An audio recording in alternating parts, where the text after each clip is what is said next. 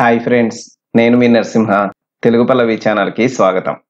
Friends, ఈరోజు మనం చెప్పుకోబోయే కథ తేజిమాల.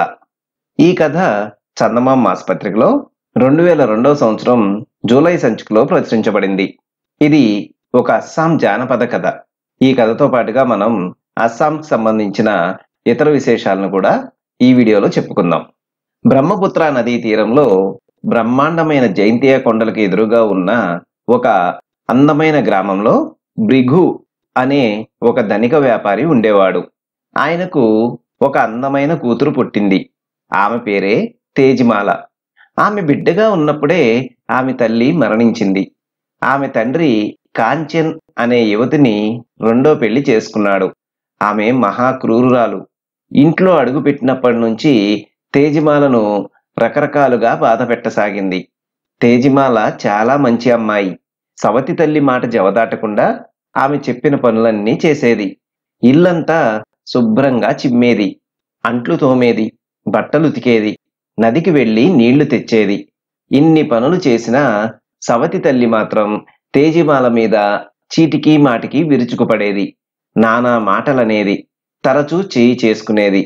భృగు వ్యాపారి గనుక ఇంటి పట్టున అంతగా ఉండేవాడు కాదు. వ్యాపారం నిమిత్తం ఊళ్ళు తిరుగుతూ ఉండేవాడు.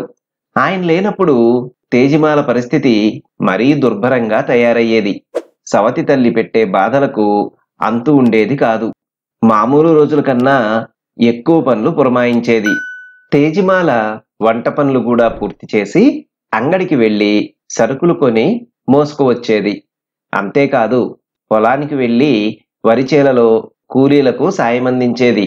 ఇంతగా కష్టపడే బిడ్డకు కడుపు నిండా తిండి కూడా పెట్టేది కాదు ఆ మహాతల్లి. రోజుకు ఒక్క పూట గంజే, అది కూడా ఉప్పు వేసిన గిన్నెడు పలచడి బియ్యం గంజి, 2 మిరపకాయలు, అంతే. తండ్రి ఊళ్ళో లేనప్పుడు తేజిమాలకు ఒంటి నిండా బట్ట కూడా ఉండేది కాదు. చీలికలు పేలికలుగా ఉన్న బట్టలు చుట్టుకుని తిరుగుతూ ఉండేది. ఆమె తండ్రి తిరిగి వస్తున్నాడని తెలియగానే ఆమె సవతి తల్లి వెళ్లి 2 జతల కొత్త దుస్తులు తెచ్చి ఆమెకిచ్చేది. ఇన్ని బాధలు పెడుతున్నప్పటికీ తేజిమాల సవతి తల్లిని పల్లెత్తు మాట అనేది కాదు. చాటున సైతం ఎవరితోనూ చెప్పుకునేది కాదు. అన్నిటినీ ఎంతో సహనంతో భరించేది. 2 రోజులు గడవడంతో తేజిమాల పెరిగి యుక్త వయస్కురాలయ్యింది. కూతురికి పెళ్లీడు వచ్చిందని గ్రహించిన ఆమె తండ్రి తగిన వరుడి కోసం వెతకసాగాడు. ఆ సంగతి తెలియగానే కాంచన్ హతాశురాలయ్యింది. తేజిమాల పెళ్లి చేసుకొని అత్తవారింటికి వెళ్ళిపోతే తన ఇల్లు చిమ్మేదెవరు, అంట్లు తోమేదెవరు, తన బట్టలు ఉతికేదెవరు, ఏటికెళ్ళి నీళ్లు తెచ్చేదెవరు అని విచారపడసాగింది. అయితే తన విచారాన్ని బయట పెట్టలేదు. తండ్రికి తేజిమాల మీద అమిత ప్రేమ అని ఎరిగి ఉండడం వల్ల కూతుర్ని ఇంట్లో పనిపిల్లగానే ఉంచుకోవాలన్న తన మనసులోని దురాలోచన తెలిస్తే శిక్షించగలడని భయపడింది. అందువల్ల ఏం చేయాలా అని మనసులోనే తీవ్రంగా ఆలోచించసాగింది. భృగు వ్యాపార కోసం వెళ్లిన చోటల్లా వరుడి కోసం అన్వేషించాడు. ఆఖరికి ఒక తెలివైన అందమైన యువకుణ్ణి వరుడిగా నిర్ణయించాడు. యువకుడి తల్లిదండ్రులతో తన కోరికను వెలిబుచ్చాడు. భృగు కుటుంబం లాంటి మంచి కుటుంబంతో వియ్యమందడానికి వాళ్ళు పరమ సంతోషంతో సమ్మతి తెలియజేశారు. భృగు ఇంటికి తిరిగి రాగానే ఆ సంగతి భార్య కాంచన్తో చెప్పాడు. ఆమె అసూయతో కుమిలిపోయింది. మెట్టినింట్లో తేజిమాల మహారాణిలా వెలిగిపోతుంది. నేనేమో ఇక్కడ ఎవరి తోడు లేకుండా ఇల్లు ఊడుస్తూ, బట్టలుతుకుతూ, బండెడు చాకిరీ చేస్తూ కాలం వెళ్ళబుచ్చాలి అని వేదన పడసాగింది. కాబోయే అల్లుడి ఉజ్వల భవిష్యత్తు కోసం భృగు కొన్ని పథకాలు రూపొందించాడు. నా బిడ్డను తెలివైన యువకుడు పెళ్లాడనున్నాడు. అతనికి ప్రపంచ వ్యవహారాలలో మరింత అనుభవ జ్ఞానం కలిగించడం అవసరం అని భావించాడు. అందువల్ల వివాహానికి ముందే భృగు కాబోయే అల్లుడిని వెంటబెట్టుకొని ఇతర ప్రాంతాలకు బయలుదేరాడు. ఇరువురు వివిధ దేశాలు తిరుగుతూ వివిధ నగరాలను సందర్శించసాగారు. అయితే ఇక్కడ గ్రామంలోని తేజిమాల సవతి తల్లికి ఇవన్నీ మింగుడు పడలేదు. తేజిమాల బంగారు భవిష్యత్తును ఊహించి అసూయతో భరించలేకపోయింది. ఆమెను ఎలాగైనా వదిలించుకోవాలని నిర్ణయించింది. ఒకనాడు ఆమె తేజిమాలను పిలిచి వడ్లు దంచమని చెప్పింది. అమాయకురాలైన తేజిమాల తల వంచుకొని దంచిన బియ్యం నుంచి పొల్లు అది ఏరుతున్నప్పుడు క్రూరురాలైన సవతి తల్లి ఆమె తల మీద రోకలితో బలంగా కొట్టింది. అంతే, తేజిమాల ఆ దెబ్బతో ప్రాణం విడిచింది. కాంచన్ ఇల్లు ఎత్తుకుపోయేలా గట్టిగా అరుస్తూ శోకాలు పెట్టసాగింది. ఆమె అరుపులు విని పరిగెత్తుకు వచ్చిన ఇరుగు పొరుగు ఏమైంది అని అడిగారు. కాంచన్ నెత్తి నోరు బాదుకుంటూ జుట్టు విరబూసుకొని, అయ్యో, నేనేం చెయ్యను, నా ప్రాణానికి ప్రాణంగా ఉన్న నా కూతురు చచ్చిపోయిందే, దానికి పెళ్లి కూడా కుదిరిందని మేమంతా మురిసిపోయామే, ఇప్పుడిలా అయిపోయిందే అంటూ అది ప్రమాదవశాత్తు జరిగిన మరణమే అని గ్రామస్తులు నమ్మేలా శోకాలు పెట్టి ఏడ్చింది. వాళ్ళందరూ ఆమెను ఎంతో సానుభూతితో ఓదార్చి తేజమాల శవాన్ని ఇంటి తోటలో పాతిపెట్టారు. ఒక వారం రోజుల తర్వాత తేజమాలను పాతిపెట్టిన చోట ఒక గుమ్మడి మొలక మొలిచింది. ఆ గుమ్మడి తీగ చూస్తుండగానే చకచకా పెరిగి పెద్ద పెద్ద కాయలు కాచింది. ఒకరోజు దారిన వెళ్తున్న ఒకడు గుమ్మడికాయను దొంగిలించాలని నెమ్మదిగా వెళ్లి ఒక కాయను కోయబోయాడు. బాబు, నన్ను ముట్టకండి, నేను గుమ్మడికాయను కాను, తేజిమాలను అన్న మాటలు వినిపించడంతో ఆ మనిషి ఉలిక్కిపడి భయంతో అక్కడి నుంచి పారిపోయాడు. గుమ్మడికాయ చెప్పిన మాటలను తేజిమాల సవతి తల్లి కూడా విన్నది. దేవుడా, నా భర్త తిరిగి వచ్చి గుమ్మడికాయ ద్వారా అసలు సంగతి తెలుసుకుంటే నా గతేం కాను అనుకుంటూ వచ్చి గుమ్మడి పాదును నాశనం చేసింది. కొన్ని వారాల తర్వాత గుమ్మడి తీగ పడిన చోట ఒక మిరప మొక్క మొలిచింది. మరొక వారంలో చెట్టు నిండా ఎరుపు పచ్చ మిరపకాయలు కాచాయి. ఆ దారి గుండా వెళ్లే పశుల కాపరులు కొందరు ఆ మిరపకాయలు కోసుకోవడానికి ప్రయత్నించారు. అయితే కరుణించి నన్ను ముట్టకండి, నేను మిరపను కాను, తేజిమాలను అన్న మాటలు వినిపించడంతో అవి తేజిమాల దెయ్యం మాటలని భావించి పశుల కాపరులు జడుసుకొని పారిపోయారు. తేజిమాల సవతి తల్లి ఆ మొక్కను పీకి చిన్నాభిన్నం చేసి బ్రహ్మపుత్ర నదిలోకి విసిరేసింది. అది పడిన చోట ఒక అందమైన తామర తీగ మొలకెత్తింది. కొన్నాళ్లకు తామర పువ్వు పూచింది.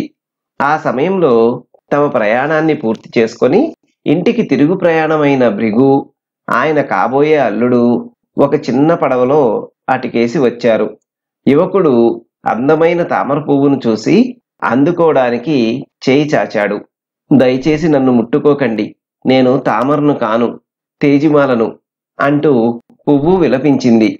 యువకుడు చెయ్యి వెనక్కి తీసుకున్నాడు. ఆ మాటలకు తేజిమాల తండ్రి దిగ్భ్రాంతి చెందాడు. అయితే తన కుమార్తె మరణించిన సంగతి కూడా ఆయన ఎరగడు. అయితే వినిపించిన కంఠస్వరం తన కుమార్తెదే అని ఆయన గ్రహించాడు. అమ్మా తేజిమాల, నువ్వెక్కడున్నావు తల్లి, మీ నాన్న దగ్గరికి రా అంటూ కన్నీళ్లతో పిలిచాడు. ప్రియమైన తండ్రి కంఠస్వరాన్ని వినగానే అందమైన తామర పుష్పం తేజిమాలగా మారిపోయింది. తండ్రిని సమీపించి జరిగిందంతా వివరించింది. తన బిడ్డను నానా హింసలు పెట్టి చంపిన భార్య మీద భృగుకు పట్టరాని ఆగ్రహం కలిగింది. ఇంటి గుమ్మంలో తన భర్త, ఆయన పక్కనే తేజిమాల యువకుడు కనపడగానే కాంచన్కు తలపై పిడుగు పడ్డట్టయింది. తన గుట్టు బయటపడిందని గ్రహించింది. భృగు ఆ దుష్టురాలిని ఇంటి నుంచి వెళ్ళగొట్టాడు. అనుకున్న యువకుడితో తేజిమాల వివాహం అత్యంత వైభవంగా జరిగింది. ఇక్కడితో కథ అయిపోయింది ఫ్రెండ్స్. ఇప్పుడు అస్సాం రాష్ట్రం గురించిన కొన్ని విశేషాలను తెలుసుకుందాం. భారత ఈశాన్య రాష్ట్రాలకు సింహద్వారంగా ఉంటున్న అస్సాం ఎర్రనది, నీలికొండల భూమిగా పేరుగాంచింది. ఈ ప్రాంతంలో ప్రవహించే బ్రహ్మపుత్ర నదిని ఎర్రనది అంటారు. ఎటువైపు చూసినా కనిపించే కొండలను నీలికొండలు అంటారు. అస్సాం ఉత్తర దిశలో అరుణాచల్ ప్రదేశ్, భూటాన్లు, తూర్పు దిశలో నాగాలాండ్, మణిపూర్, బర్మాలు, దక్షిణంగా త్రిపుర, మిజోరాం, బంగ్లాదేశ్లు, పశ్చిమంగా పశ్చిమ బెంగాల్ సరిహద్దులుగా కలిగి ఉన్నది. అస్సాం అనే పేరు సంస్కృత పదం అసోం అంటే అసమం అని అర్థం అన్నమాట. అసోం నుంచి వచ్చిందంటారు.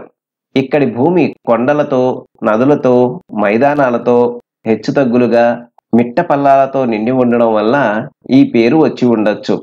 ఇక్కడి భూభాగాన్ని అహోం తెగ నాయకులు 6 శతాబ్దాలకు పైగా పరిపాలించారు. వారి పేరు మీదుగానే ఈ ప్రాంతానికి ఈ పేరు వచ్చిందని, అహోం అనే పేరే అస్సాంగా రూపాంతరం చెంది ఉంటుందని మరికొందరి అభిప్రాయం. ఈ రాష్ట్రంలో అధికార భాషలు అస్సామీ, బెంగాలీ. అస్సాం అనగానే మన మనసుల్లో మొట్టమొదటగా కదలాడేవి విస్తారమైన తేయాకు తోటలు. ప్రపంచంలో తేయాకు పండే ప్రాంతాల్లో ముఖ్యమైనది అస్సాం. మన దేశంలో పండే మొత్తం తేయాకులో 50% ఇక్కడే పండుతుంది. ప్రపంచంలోనే మొట్టమొదటి తేయాకు కంపెనీ ది అస్సాం కంపెనీ ఇక్కడే ప్రారంభించారని చెప్తారు. 1839 ఫిబ్రవరి 12వ తేదీన దాన్ని స్థాపించారు. విశ్వకవి రవీంద్రనాథ్ ఠాగూర్ తాతగారు ద్వారకానాథ ఠాగూర్ గారు ఈ కంపెనీ డైరెక్టర్లో ఒకరు. వాసనకు, రంగుకు ప్రసిద్ధిగాంచింది అస్సాం టీ. అస్సాంలో చేనేత పరిశ్రమ ఒక జీవన విధానం. ప్రత్తి, ముగాపట్టు, పాల్పట్టు, ఎర్నిపట్టుతో చేనేత వస్త్రాలను నేస్తారు.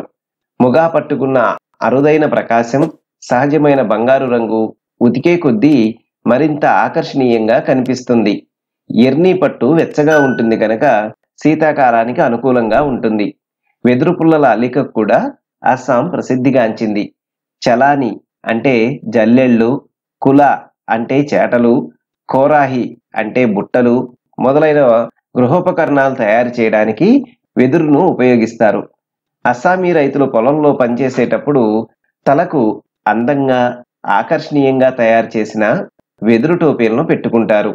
అలాగే ఆసియాలో నెలకొల్పబడిన మొట్టమొదటి చమురు శుద్ధి కర్మాగారం ఎగువ అస్సాంలోని దిగ్బాయ్లో ఉంది. మన దేశంలో చమురు పెట్రోలియం పరిశ్రమకు ఇది పునాదులు వేసింది. దిగ్బాయ్లో చమురు బయటపడ్డానికి ఒక ఏనుగు దోహదం చేసిందన్నది ఆసక్తికరమైన విశేషం.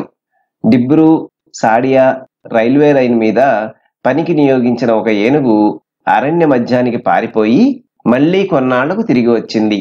అప్పుడు దాని పాదాలకు చమురు ఉండటం చూశారు. అలాగే అస్సాం నడిబొడ్డున దాదాపు 688 చదరపు కిలోమీటర్లు విస్తరించి ఉన్న కజిరంగా నేషనల్ పార్క్ ఒంటి కొమ్ము ఖడ్గమృగాలకు రక్షణ కల్పిస్తుంది. 20వ శతాబ్దారంభంలో బ్రిటిష్ పాలనా కాలంలో ఖడ్గమృగాలను విపరీతంగా వేటాడడంతో అవి నశించిపోయే స్థితికి చేరుకున్నాయి.